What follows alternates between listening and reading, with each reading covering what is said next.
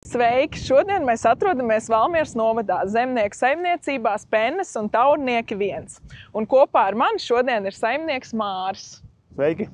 Un mēs parunāsim par sēklu izvēli saimniecībā.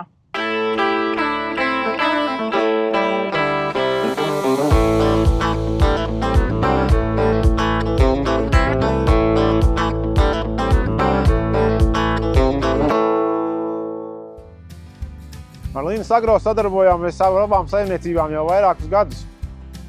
Pērkam gan sēklas, gan minerālu mēslus, gan auga aizsardzības līdzekļus. Pastāst lūdzu, kāpēc izvēlēs certificētu sēklas materiālu? Mēs saimniecībā izvēlamies certificētas sēklas galvenokārt tāpēc, kad ir augstāks ražas potenciāls. Padalies, kādas šķirnes no Linas Agro piedāvājumu bija izvēlējies šajā sezonā? Saimniecībās audzēja ziemas kviešu Etana, vasaras kviešu Kapitolu, dzirņa Ingrīda un auzas Montrose. Redzu, ka mēs atrodamies uz vasaras kviešu Kapitola lauka. Lūdzu, pakomentē, kāda ir situācija. Atrodamies uz vasaras kviešu lauka.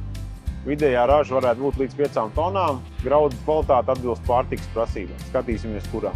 Pastāst, kāda situācija bija ar ziemas kviešiem? Ziemas kviešu Etana. Vidējā raža varētu būt no 6 līdz 6,5 tonām. Precīzi nav rēķināts saimniecībā. Graudu kvalitāte atbilst pārtikas prasībām.